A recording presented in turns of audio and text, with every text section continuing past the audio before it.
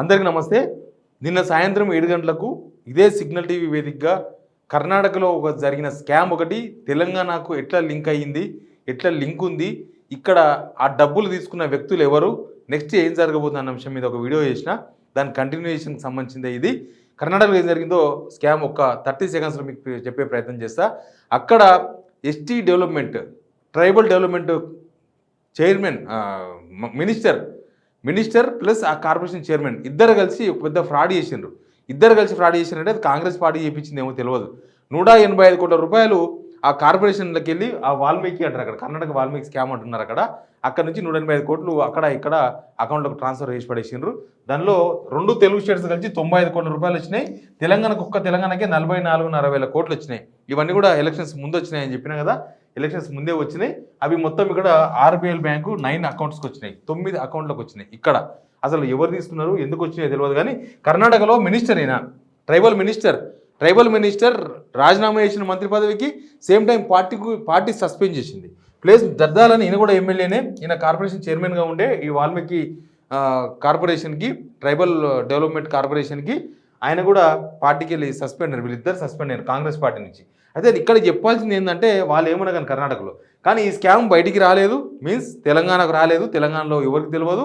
తెలంగాణలో ఏ పేపర్ కూడా, ఏ వార్తా ఛానల్ కూడా దీన్ని కవర్ చేయలేకపోయింది. ఫస్ట్ సిగ్నల్ టీవీ ఈ వీడియోని బయటికి తీసుకొచ్చిన తర్వాత కొంతమంది ట్విట్టర్ ద్వారా చాలా సమాచారాన్ని సేకరణ చేస్తున్నారు. దీనిలో ఏమైందంటే 44 అంటే 44,50,00,000 మొత్తం ఏమైంది, ఆర్బీఎల్ బ్యాంకుకు సంబంధించి 9 అకౌంట్లకు డబ్బులు వచ్చినాయి. అవి ఏవి 9 అకౌంట్లు తెలుసా?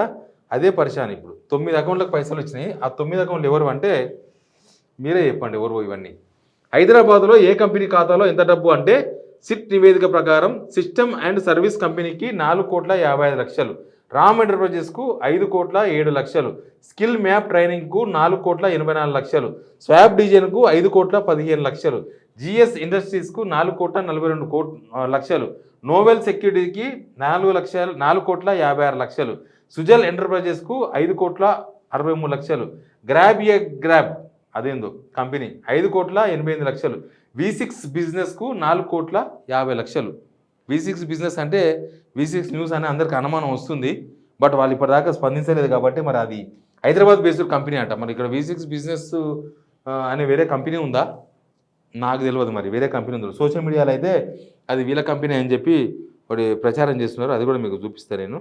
మరి ఆ సోషల్ మీడియాలో జరుగుతున్నప్పుడు చెప్పాలి కదా. మొన్న మనం ఫామ్ హౌస్ ఏసీర్ అనగానే ఫామ్ హౌస్ మొత్తం కబ్జా, దానిలో FTL ఉందనగానే ఆడ ప్రెస్ మీట్ పెట్టి ఎగిరిండు కదా పెద్ద మనిషి. మళ్ళీ ఆ పెద్ద మనిషి ఇప్పుడు మాట్లాడాలి కదా. ఏకంగా V6 బిజినెస్కు కర్ణాటక నుంచి ఫ్రాడ్ డబ్బులు, అక్కడ గవర్నమెంట్ అకౌంట్కి వెళ్ళి డబ్బులు వచ్చి ఇక్కడ ప్రైవేట్ దానిలోకి పడ్డాయి ఎలక్షన్స్ ముందరా. ఇంకో ఇది ఒక ప్రచారంలో ఉంది. మరి అది అబద్ధమో నిజమో వాళ్ళే చెప్పాలి. ఇంకో అకౌంట్ నెంబర్తో సహా ఉన్నది. ఇలా ఏముంది, కర్ణాటక రాష్ట్ర ప్రభుత్వం స్కామ్లో V6 యజమాని వివేకం అని ఉంది. Karnataka Maharshi Valmiki scheduled tribes development corporation limited. Account number చూసిండ్రా, అకౌంట్ నెంబర్, బ్యాంకు, అమౌంట్. ఇంకో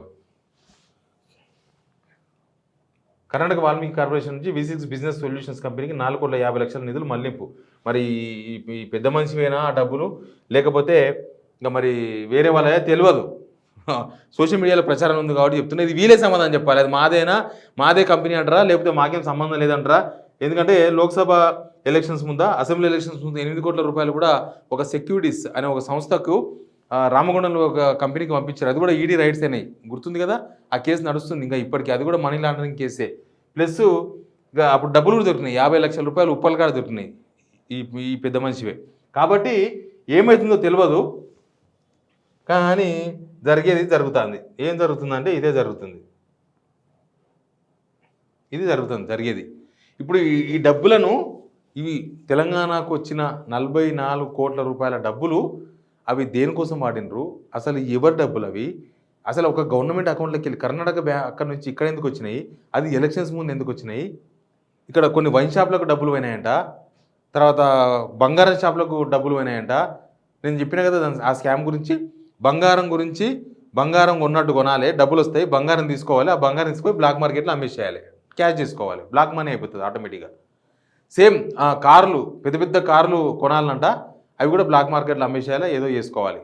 అవన్నీ సీజ్ చేసిండ్రు ఈడీ వాళ్ళు, అరెస్ట్ చేసిండ్రు ఆడ. నెక్స్ట్ తెలంగాణకు ఈడీ ఎప్పుడు రాబోతుంది అనేది చాలా ఇంపార్టెంట్. ఈ కేసు ఎప్పుడో పోయిన సంవత్సరం జరిగింది కాదు, July first week second week ఇదంతా జరిగింది. మేలో ఆయన ఆత్మహత్య చేసుకున్నాడు. ఆ తర్వాత జూన్లో ఈ మంత్లో ఈ నెలలో ఇన్వెస్టిగేషన్స్ మొత్తం అయినాయి, దొరికినాయి, కొన్ని డబ్బులు దొరికినాయి. 16 కిలోల బంగారం దొరికిందట ఆ మంత్రి ఇంట్లో, డబ్బులు దొరికినాయి 4 కోట్ల రూపాయలు. ఇప్పుడు ఇక్కడ లింకులు ఉన్నాయి కదా, హైదరాబాద్కు లింక్స్ ఉన్నాయి. హైదరాబాద్లో ఎవరి అకౌంట్లకు డబ్బులు వచ్చినాయి, ఈ V6 బిజినెస్ అనే అకౌంట్ ఎవరిది, మిగతా కంపెనీలు ఎవరివి, ఈ డబ్బులు ఎవరికి వచ్చినాయి, ఎవరు విత్డ్రాల్ చేసిండ్రు, ఎక్కడ వాడిరు అనేది తెలిసిపోతుంది. ఈడీ ఇవాళ ఇక్కడున్న రాజకీయ పరిణామాల దృష్ట్యా ఈడీ తెలంగాణకి ఇంకా ఎంట్రీ కాలేదేమో, కానీ ఖచ్చితంగా తెలంగాణకి ఎంట్రీ అవుతుంది. ఏదో నాడు ఇవాళనో రేపో ఎల్లుండో ఇక్కడ వస్తుంది, ఖచ్చితంగా ఇక్కడ వస్తుంది, జరుగుతుంది. మీడియా వార్తలు అయినంత మాత్రాన వార్తలు దాగవు. ఇప్పుడంతా సోషల్ మీడియానే, మెయిన్ పేపర్సో అసలు ఈ వార్తను ఎక్కడ రాకుండా తెలిసి కూడా రాయలేదా, తెలియదు. కానీ కర్ణాటకలో జరిగే వార్తలు, ఈడీ రైడ్స్ చేసి ఒక మినిస్టర్ రాజీనామా చేసిందంటే ఆ వార్త కాదా, కానీ ఆ వార్తలు రాకుండా జాగ్రత్త పడ్డారు. ఎనీవే ఈడీ ఎప్పుడు వస్తుందని చాలా ఆసక్తికరంగా కనిపిస్తుంది. ఈ డబ్బులకు సంబంధించి ఈ కంపెనీలు ఎవరివి, ఈ కంపెనీలో వెనుక ఉన్న పెద్ద మనుషులు ఎవరు, ఎలక్షన్స్లో ఈ డబ్బులు దేనికోసం వాడినరు, ఎలక్షన్స్ కోసం ఇచ్చిన డబ్బులు ఇవి, ఇక్కడికి వచ్చిన డబ్బులు ఎలక్షన్స్ కోసం, కర్ణాటక నుంచి ఇక్కడికి ఎలక్షన్స్ కోసం వచ్చినాయి. కాకపోతే అక్కడ గవర్నమెంట్ కార్పొరేషన్ పంపిస్తారు, ఆయన సొంత డబ్బులు పంపిస్తేనేమో ఏం కాకుంటుండే, కానీ గవర్నమెంట్ అకౌంట్స్కి వెళ్ళి డబ్బులు పంపించారు. పాపం ఆయన అకౌంట్స్ సూపరింటెండెంట్ ఆత్మహత్య చేసుకున్నాడు. ఈ స్కామ్ వివరాలు బయటకు వస్తే ఆయన భయంతోనో, లేకపోతే ఆ ఇన్స్టిట్యూట్లో జరిగిన గొడవతోనో, ఆ కార్పొరేషన్ వ్యవస్థలో జరిగిన గొడవతోనో కానీ ఆయన 5 పేజీల లేఖ రాసి ఆత్మహత్య చేసుకున్నాడు. వాళ్ళు ఇక్కడ V6 బిజినెస్ వ్యవహారం ఏందో, మిగతా వాళ్ళ కథలేందో, ఈ కథలన్నీ కూడా తెలవాలి. ఖచ్చితంగా ఈ ఈడీ మాత్రం ఇయ్యాలి, కాకపోతే రేపైనా దీనికి సంబంధించి ఇన్వెస్టిగేషన్ చేస్తుంది, అప్పుడు వ్యవహారం వేరే ఉంటుంది. అసలు దీని వెనుక పెద్ద కథ జరిగింది ఏంటంటే, అదొక పాయింట్ చెప్తాను నేను మీకు. అక్కడ ముడా స్కామ్ జరిగింది కదా, అక్కడ మద్రాస్ అర్బన్ డెవలప్మెంట్ అథారిటీకి సంబంధించిన ముడా స్కామ్ ఎవరిది, సిద్ధరామయ్య భార్యకు గవర్నమెంట్ వాల్యుబుల్ భూమి ఇచ్చింది, 4,000 కోట్ల భూమి ఇచ్చింది, పనికిరాని భూమి తీసుకొని అని ఒక కేసు నడుస్తుంది కదా. దానిలో ఆల్రెడీ గవర్నర్ కూడా విచారించడానికి అవకాశం ఇచ్చారు కదా. ఇచ్చిన తర్వాత అక్కడ ఒక సతీష్ అని ఒక మినిస్టర్ మాట్లాడాడు మీటింగ్లో. ఎందుకు మాట్లాడిందంటే, చాలామంది సిద్ధరామయ్య రాజీనామా చేయించాలని డిమాండ్ చేసిండు అక్కడ వాళ్ళ సొంత పార్టీ కాంగ్రెస్ వాళ్ళు. ఎందుకంటే కేసు విచారణకు పోతున్న టైంలో ఆయన సీఎంగా ఉంటే బాగుంటుందంటే, ఆ సతీష్ అని తను ఏమన్నాడంటే, మీ ఇష్టం, మరి రాజీనామా చేపిస్తే ఇది ఇక్కడితో ఆగదు, రేపు అక్కడ రేవంత్ రెడ్డి గారు కూడా ఒక నోటీసులు పోతాయి, మళ్ళీ ఆయన కూడా రాజీనామా చేయాల్సి వస్తుంది, ఇట్లా మొత్తం చేసుకుంటూ పోతే ఇబ్బంది అవుతుంది, మళ్ళీ మీరు రాజీనామా చేయించామంటే సిద్ధరామయ్య స్కామ్ చేసినట్టుగా మనం ఒప్పుకున్నట్టు అవుతుంది, రేపు తెలంగాణలో కూడా అట్లే జరుగుతుంది అని సతీష్ అనేది ఆయన ఓపెన్గా మాట్లాడిండు. అసలు సతీష్ ఎందుకు మాట్లాడినని చెప్పి ఆరాధిస్తే లాస్ట్కు తెలిసింది ఏంటంటే, ఈ డబ్బులు ఎక్కడెక్కడ పోయినాయి, ఏం కథ, అక్కడ నుంచి డబ్బులు ఎట్లొచ్చినాయి, అసలు ఆడ పెద్ద కథ జరిగి ఒక మంత్రి రాజీనామా చేసిండు, ఒక ఆయన ఆత్మహత్య చేసుకున్నాడు, కార్పొరేషన్ చైర్మన్ రాజీనామా చేసిండు, ఎమ్మెల్యే పార్టీకి సస్పెండ్ చేసిండ్రు, ఇంత పెద్ద తీగలాగితే డొంక కదిలినట్టు ఇదంతా కూడా బయటకు వచ్చింది. లాస్ట్కు ఈ అకౌంట్స్ కూడా బయటపడ్డాయి. ఈ అకౌంట్స్కు మరి ఎవరు సమాధానం చెప్తారు? ఈ పెద్ద మనిషి మళ్ళీ ఏమైనా ప్రెస్ మీట్ పెట్టి మాది కాదు అని చెప్తాడో చూద్దామంటే ఎక్కడ ప్రెస్ మీట్ అయితే పెట్టలేదు. మరి ఈ కంపెనీలు ఎక్కడివి, ఇవన్నీ షెల్ కంపెనీలా, డొల్ల కంపెనీలా, దొంగ కంపెనీలా, ఎక్కడ కంపెనీలు, ఏం కదా, ఇవన్నీ కూడా తెలియాల్సిన అవసరం ఉంది. ఈ మధ్య పుట్టుకొస్తున్న కంపెనీలు చాలా పుట్టుకొస్తున్నాయి. ఈ మధ్య తెలంగాణలో చాలా కంపెనీలు పుట్టుకొస్తున్నాయి. ఇదేంది దోస్తులవి, తమ్ముళ్ళవి, అన్నదమ్ముళ్ళవి, తెలిసిన వాళ్ళవి, వాళ్ళ వీళ్ళే చాలా కంపెనీలు రిజిస్టర్ అవుతున్నాయి. కాకపోతే ఈ కంపెనీలు ఏంటనేది చూడాలి. ఈ కంపెనీలు ఏవి కూడా నాకు తెలిసి ఇవి లిమిటెడ్ కంపెనీలు కావు, ఇవేమీ కాదు, ఇవంతా ఏమంటారు కంపెనీ కింద రిజిస్టర్ అయి ఉండకపోవచ్చు. ఇవన్నీ షెల్ కంపెనీలు అంటే ఏదో ప్రొఫెసర్షిప్ కంపెనీ కింద చేసి ఒక బిజినెస్ అకౌంట్ ఓపెన్ చేస్తారు ఆ కంపెనీ పేరు మీద, దానిలో డబ్బులు వచ్చేస్తాయి. ఇది ఖచ్చితంగా లెక్క తేలాల్సిన అవసరం ఉంది. ఈడీ ఎందుకు ఆగిందో తెలియదు. మరి ఈడీ ఎవరి కోసం ఆపిండ్రు, ఈడీని ఎవరు ఆపిండ్రు ఇక్కడ రాకుండా? ఆ కర్ణాటకలో అంతగా జరిగినప్పుడు లింక్స్ ఈడీ ఎట్లేస్తుంది, మొత్తం లింక్స్ పట్టుకొని పోతే చూస్తలేమో మనం అన్ని కేసులలో. మరి తెలంగాణకి ఎందుకు వస్తలేదు ఈడీ? ఎవరు ఆపిండ్రు, ఎందుకు ఆగింది ఈడీ ఇక్కడ రాకుండా? ఇక్కడ బీజేపీ కూడా మాట్లాడతలేదు ఈ కేసు గురించి. మరి బీజేపీలకి ఏం సంబంధం లేదా? అక్కడ బీజేపీలో ఏమో ధర్నాలు చేస్తున్నారు కర్ణాటకలో. ఏమని? సిద్ధరామయ్య రాజీనామా చేయించండి, ఇప్పటికి రెండో స్కామ్ ఇది. ఈ స్కామ్ ఒకటి, వాల్మీకి స్కామ్ ఒకటి దొరికింది, ఎందుకంటే ఆయన ఫైనాన్స్ మినిస్టర్ కూడా అక్కడ కర్ణాటకలో.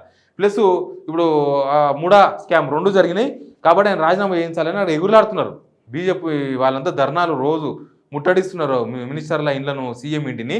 ఇక్కడ బీజేపీలు మాత్రం ఏం మాట్లాడతలేరు. ఏం తెలియదు, మాకేం సంబంధం లేదన్నట్టుగా ఇక్కడ బీజేపీ వాళ్ళు ఉన్నారు. మరి ఏందో ఈ సిస్టమ్ ఏందో, ఎక్కడ ఆగుతున్నదో, మరి ఇది దేనికి దేనికి లింక్ ఉందో తెలియదు. అంతకుముందు పెద్దన్న, బడే బాయ్ అని పిలుచుకున్న వాళ్ళు వాళ్ళకి ఏం లింక్స్ ఉన్నాయో తెలియదు. ఇక డబ్బులు విత్డ్రాల్ చేసి ఎవరికి ఇచ్చిందో తెలియదు. ఎనీవే ఇది మాత్రం తెలంగాణ రాజకీయాల్లో ఒక పెద్ద సంచలనమైన కీలకమైన ఇన్వెస్టిగేషన్ జరుగుతుంది. ఖచ్చితంగా దీనిలో పెద్ద వ్యవహారమే జరిగే అవకాశాలు చాలా క్లియర్గా కనబడుతున్నాయి. చూద్దాం ఏం జరుగుతుందో. Please subscribe signal TV.